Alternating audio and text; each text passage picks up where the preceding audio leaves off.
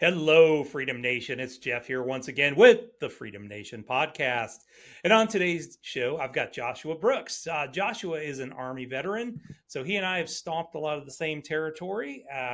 We also, at a couple of the firms that I've worked at, he also worked at a little bit later. So it was kind of fun realizing that we'd been on the same path in a lot of cases. Joshua is in the financial services industry. It's kind of his after the military job, and we're going to talk a little bit about how that happened for him, how he made that transition, and talk a little bit about what he's working on now. So stay tuned. We'll be right back in just a second. All in you. Everything you're looking for, it's all in you. You gotta believe that it's all in you. Everything you're searching for, it's all in. Hey, everybody, welcome back to the show. Joshua, how are you, sir? Doing well, Jeff. Glad to be here. Good to see you, my friend. So, thank you for being on the show today. Looking forward to kind of rehashing the story a little bit. So, tell the folks on here a little bit about your story. How did you get to where you're at today? Sure. So 20 years in the Army, active duty Army, infantry, Jeff, and then transitioned over to the Chaplain Corps. I've Nice. been in all three components. For the military veteran listeners out there, shout out to all the branches. And 2 deployments, 1 combat in support of Operation Iraqi Freedom, and then another one in support of OIR, Operation Inherent Resolve.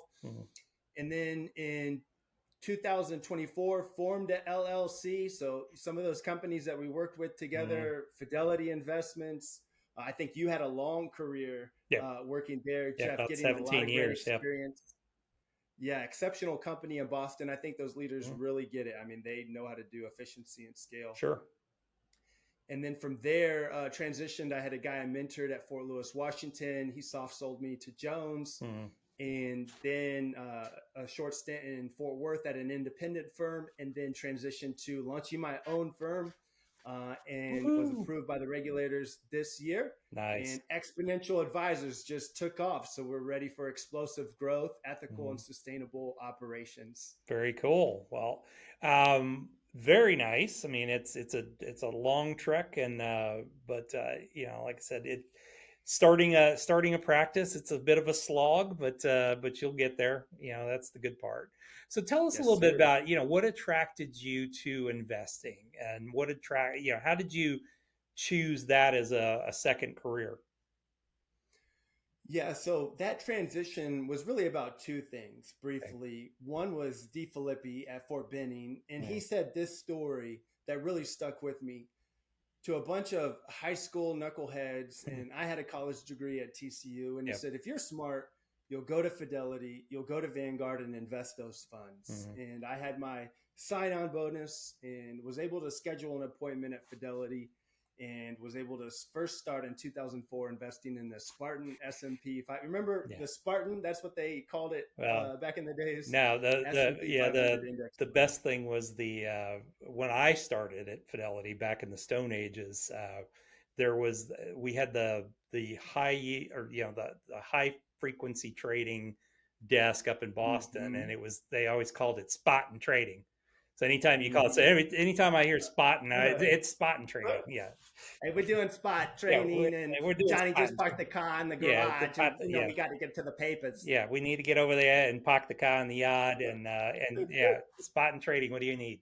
So, oh man, so cool. So got started doing that, and you know, as you were getting to the end of your career in the Army, what kind of made you say, hey, you know what, I've been doing this for a while, I want to start helping others?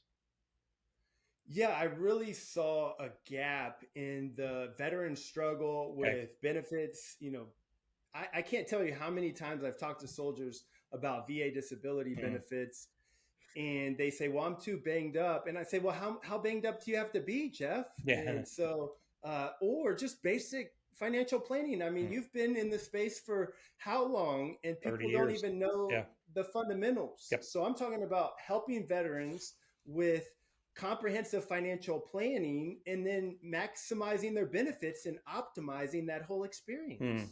Well, and I think a lot of people don't realize that, I mean, people in the military actually make a pretty dang good living. I mean, it wasn't when I was Mm-hmm. in, but Mm-hmm. they actually make a pretty good living now. I mean, in order to keep people in the military, they've had to pay them a lot more. And, Mm-hmm. I mean, if you're enlisted, chances are you're living in the barracks or whatever. Man, that's a Mm-hmm. great opportunity to start saving some money if you Yeah. don't go and drink it away on the weekends. So, Yeah, if you don't go to like the strip yep, club or if you don't buy a new truck yep. and then you wrap it around the tree or the fire hydrant, Hmm. at your local post. Yeah, after you went to the strip club, and Yeah. yeah, Yeah.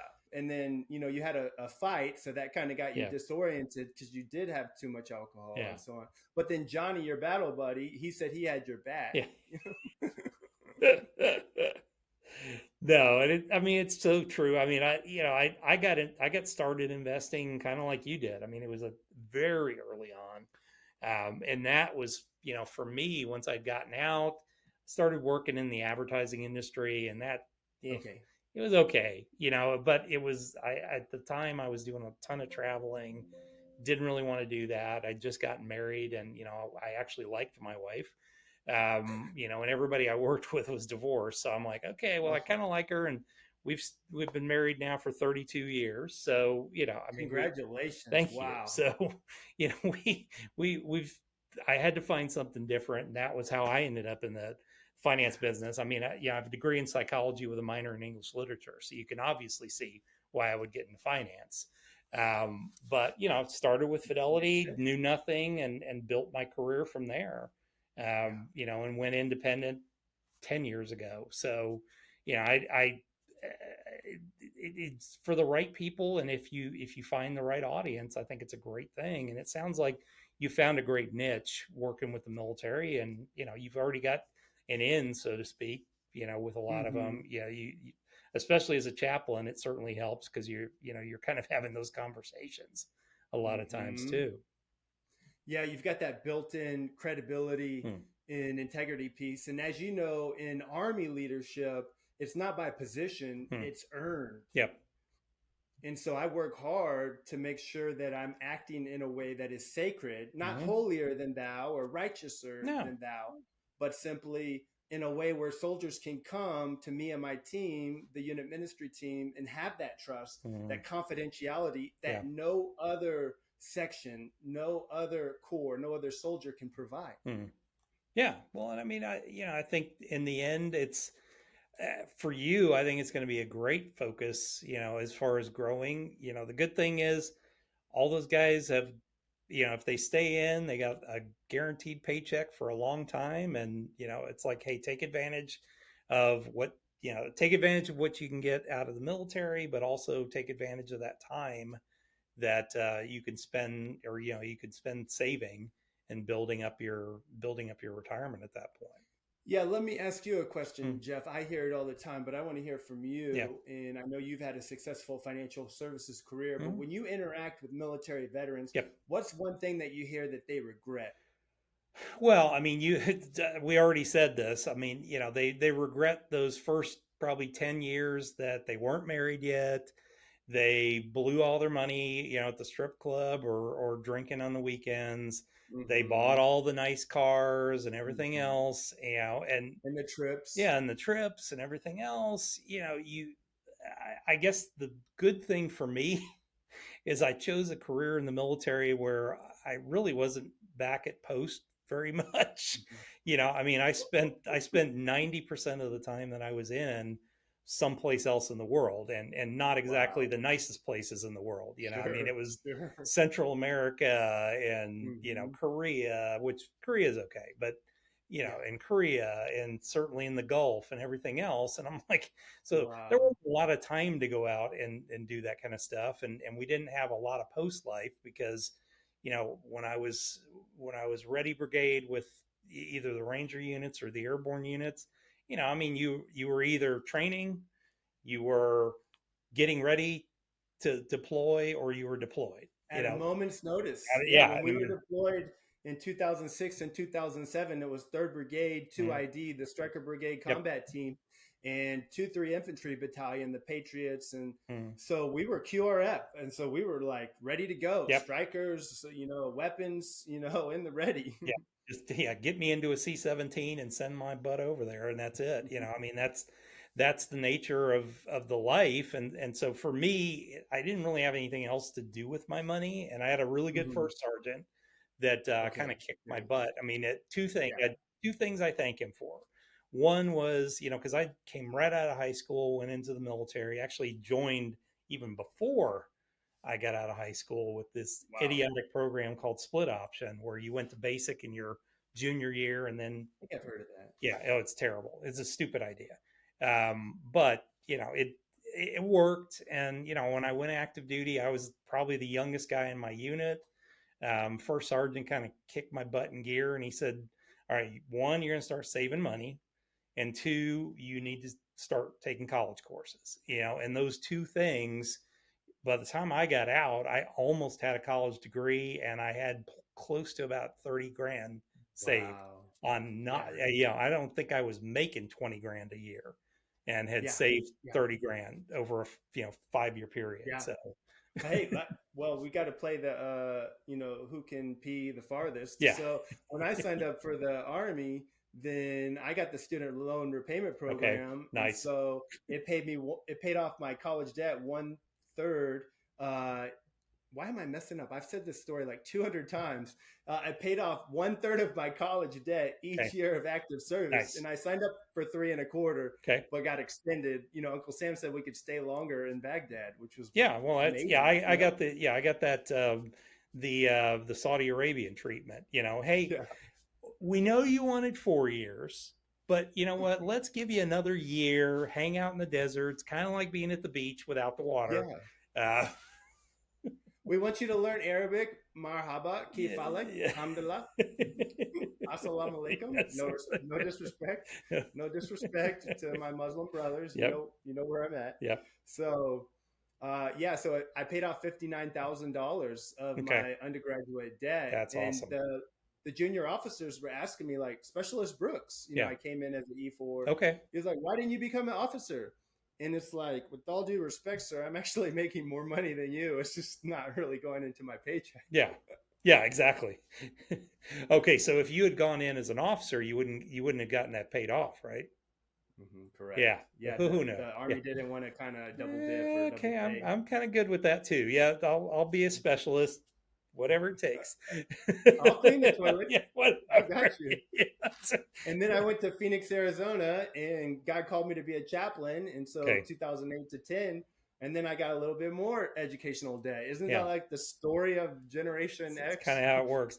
Now, so did you, I've never learned this on military chaplain. So do you go to an outside, is there a military chaplain school, or is there you have to go through an outside program? I understand what you're asking. Yeah. So the DoD has 3 requirements, Jeff. Okay. 3 requirements to become a chaplain. Number 1, you need a 72-hour degree from any educational accredited theological or religious institution. Okay. So if you are a Muslim, if you're Jewish, if you're Roman Catholic, if you're Protestant Christian, then we need to know if it's DoD approved, and generally they are, and then you're good to go for that first requirement. The second one is an ecclesiastical endorsement. Okay. Whatever religious tradition, you need to have an endorsing body in the chaplain corps, and the DoD has their own kind of section for that they handle that. Okay. And then they endorse you and support you. This person is legitimate, called to ministry,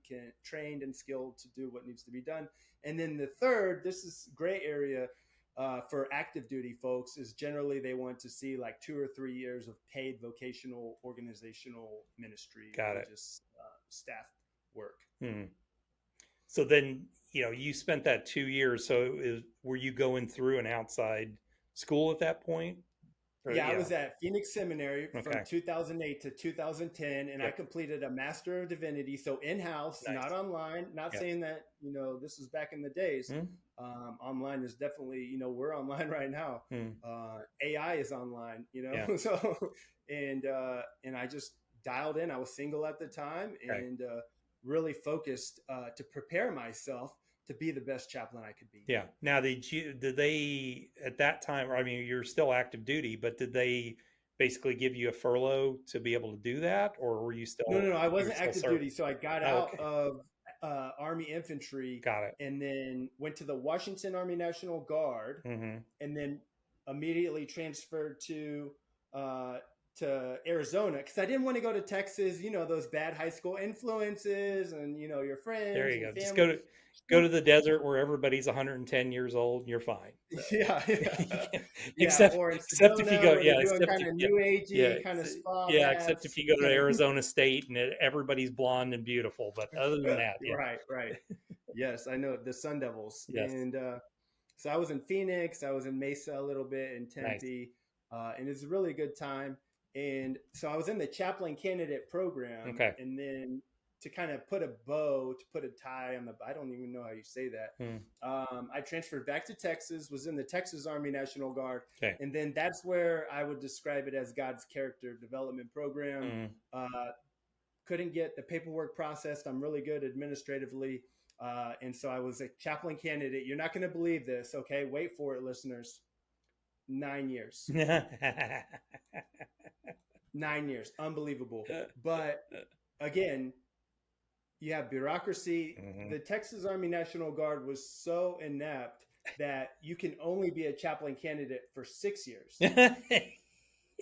Is that like kind of the But after definition, 9, like yeah, Leo yeah, Tolstoy's yeah. War and You Peace can only of be, yeah, like, you can only be it for 6 years, but you're still there for 9 years because nobody even knows you exist at yeah. that point. And then I threw the red star cluster and did the IG, got the tag, the Texas Adjutant General, 2-star to sign my paperwork, went to the Army Reserve.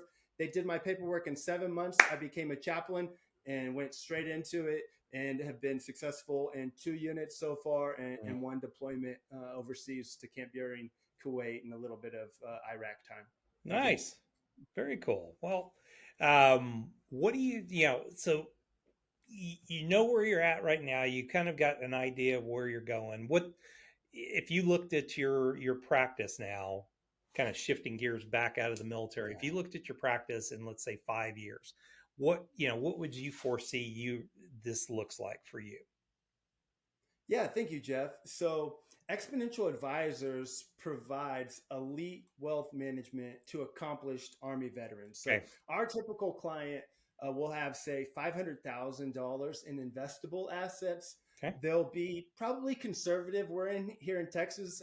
I'm open politically. I have those conversations all the time. Mhm. But where I see myself and my firm is that we have a vision to serve by 2030 100 clients. Okay. By 2035 250 clients. Okay. And that may be modest for some. If you're on the billionaire track and you want to be an RIA and you want to sell your firm, to the mega behemoth, that's okay. But I want to develop a team, and I want my business to be sustainable, ethical, and explosive growth. And so our values are trust, transparency, humility, and faith forward and future forward. Okay, cool. How do you see yourself getting clients? Where are you going to get your clients from? Yeah, so I'm currently partnering with Into Content Marketing in Colorado. And so you have Nick Meyer and Nate Hoskin. Nick Meyer is the most watched financial advisor, CFP professional on social media. He's got like 1.8 million followers, and he's kind of goofy. He's funny. He's relatable. Nate Hoskin, post-COVID, he recently sold his business this year, but when he launched his firm, he grew and he added 172 clients in 9 months. Wow. Strictly on short form videos. And so I've partnered with them, and I do short form videos, and we talked about the freestyle rap skills. Yeah. So I've recorded 60 with a few rap bars dropped in some of those videos on social media. And then I signed up for their I feel like I'm promoting Into. I don't have any affiliations with them. They are not paying me. This is not financial advice or Yeah. professional or legal advice. Talk to your tax Oh, consultant and so on. you've learned all the little stuff to say afterwards. Past performance, Compliance. past performance is no guarantee of future results. Yeah. Yeah, we haven't even talked about Bitcoin. We'll leave that Yeah. one on the side. But Yeah. as an Army chaplain, as a certified financial planner professional, as someone who has subject matter expertise in digital assets, Bitcoin, Ethereum, and Solana, Sure. and then dropping bars, freestyle, dope, drop the mic type stuff. Like, I mean, there's no advisor, Jeff. I mean, what advisor do you know that has that specific a niche and that clear of a roadmap? Yeah.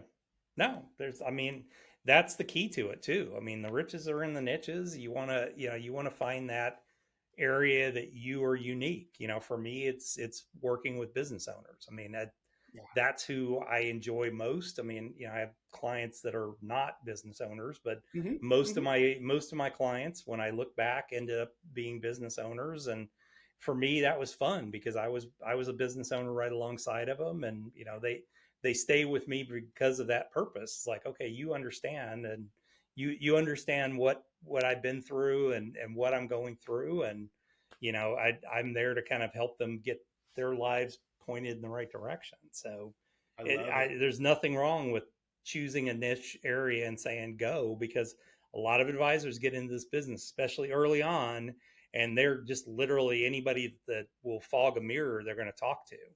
And I mean, for me, growing my newest practice, after selling one, I don't have to take on a client at this point. So I can I take people that I really enjoy talking to and that value the advice that I give.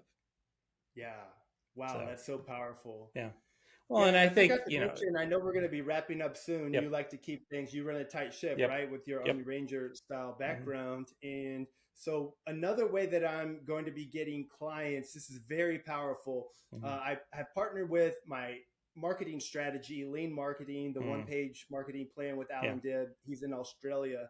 He doesn't always say good day, mate, and all that stuff, but he has a connection with Daniel Priestley, who was on Stephen Bartlett's The Diary of a CEO, along with Alex Hormozy and Cody Sanchez.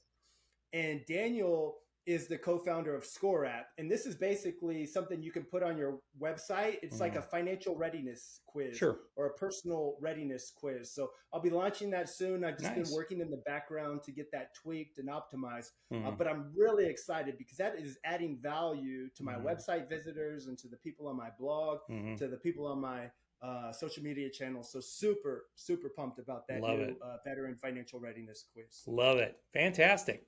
Well, cool. Let's transition here a little bit to the Fast 5 questions now. Yes, sir. All right. So first question, you wake up in the morning, business is gone. You have $500 in your pocket, laptop, computer, place to live, food and clothing. What are you going to do first? What I'm going to do is build a community, right? You've heard it now is the new strategy. And so you want to build an audience. You want to create quality content, not just AI generated work slop, and run free workshops for vet to add value, build that trust, and then monetize with the planning packages. And again, that elite planning for accomplished Army veterans. Nice. Love it. So you just go back to doing what you do. Fantastic. What's the biggest business mistake you've ever made? Yeah, thanks for asking such a humbling question. So overcomplicating it, right? We hear it in the Army, keep it simple. And so too many tools, website projects, kind of website. I was just negotiating with an Upwork contractor. He wasn't kind of I don't know if you've ever experienced that, Jeff. Oh, trust me, I do. Yeah, I own a web development company and marketing company. I can completely relate. Yeah. You sometimes make it and having done it as many times as I have, I was bringing a new one on, and I broke my own rule. He was like, hey, why don't you just let me do manual time, entry and all that. And I usually don't do that if I don't know somebody. And boy, he took advantage of it. I mean, what would have cost me one thing cost me double. And I'm like, okay, bud, I'm shutting you off, and you've already reached your budget. So figure out how to get the website done at this point. Yeah. So that's my biggest mistake Yeah. right there is just Yep. overcomplicating. Yeah. No, it needs to be simple, and our business is, I mean, it's not brain surgery here. I mean, this is, Yeah. it's simple base hits and doubles a lot, and Yeah. occasionally you make a home run, but it's being consistent. So It's not, you don't need to be Aaron Judge. nope, nope, nope, nope. What's a good book that you'd recommend for our audience? The one page marketing plan. And again, I am not getting paid Yep. by lean marketing or into content marketing. Mm, But what I've learned, one thing is that you can have the best product or service, mm, but if you're not getting your message and your value proposition out there, yeah. your clients, your prospects are not going to know until they purchase. Mm, And so you need to market that message. And yeah. so what lean marketing has done, that's his follow-up book in the one PMP, is that it adds clarity, Mm, simplicity, and structure to my marketing strategy. perfect. Very cool. I love that. What's a good tool that you use in your business every day that you might recommend? Yeah, so I use Notion, and they just recently added Notion 3.0 Okay. in their Silicon Valley startup. They're not a startup anymore. I think they Mm, hit like 500 million in ARR, annual recurring revenue. nice. And so it's a life operating system. You can integrate your personal, you can integrate your business, Mm, home maintenance, kids, parenting, projects, little league sports, you name it, nice. and it's all in blocks, and it's just amazing, and Yeah. it keeps getting better. Yeah. Well, it sounds like, yeah, with especially with a busy family and basically two careers for you, it makes sense to keep on top of all that. Right. All right. Yeah. Last question for you. What is your definition of freedom?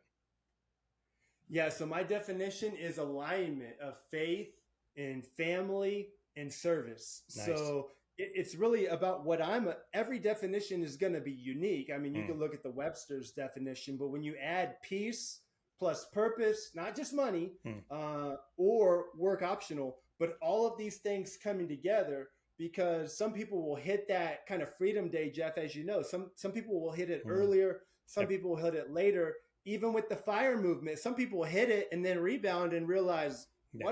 what's going on? Like, I Yeah. can't just sit here in Maui, all the That's time. that Like, it's that's not yeah, working. that's the challenge. I mean, I've always had kind of a head-to-head relationship with some of the fire folks, and I'm like, okay, you saved like crazy, but you have no purpose in life.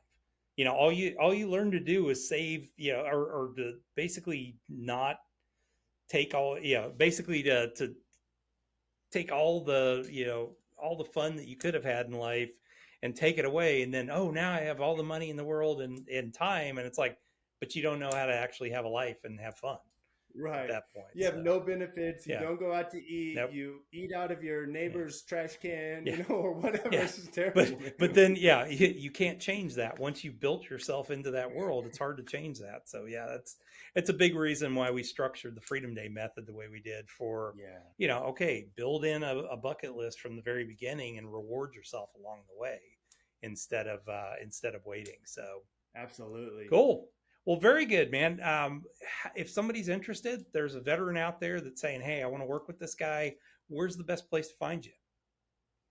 Absolutely, Jeff. You ready for a few bars just before we go? Dude, Man, I gotta drop some Dude, drop some. for some Army Ranger. Yo, Yeah. check it out. The Rapping Chaplain. The Rapping Chaplain. Eat up the block like Pac-Man. Brooks was Robin, but now I save Mercedes than Batman. It's a CFP. The Rapping C. What you gonna do? I told you it's for the REAL. For real, it ain't hard to tell. We separate the men from the boys, the static from the noise. We gonna come through and we bring Army toys. The weaponry. You might catch me in a chopper. You might see me in a chapel service, acting kind of proper. I preach the message of faith and life, but we still fight for freedom with knives and strife. Nice. Good stuff. That's for the Army Ranger Regiment. Shout out to the Army Rangers and all the Army veterans out there. Very so, yeah, cool. you can find me, Jeff.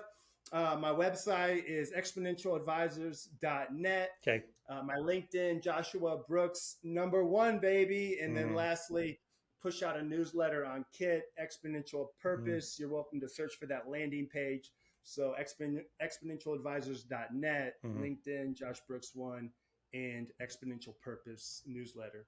Very cool. Awesome, man. Well, you're doing all the right stuff, just keep going. That's it. Thank you, Just sir. every time I've had strife in the business world, it's just I think back to a ruck march. Put one foot in front of the other, lean into it, and it you'll get there. So Yes, cool. that's exactly what Dr. Jason Selk said in his book, Organize Tomorrow Today. Mhm. And he was quoting some Navy SEAL, one Mhm. foot in front of the other. Just keep on going, lean into it.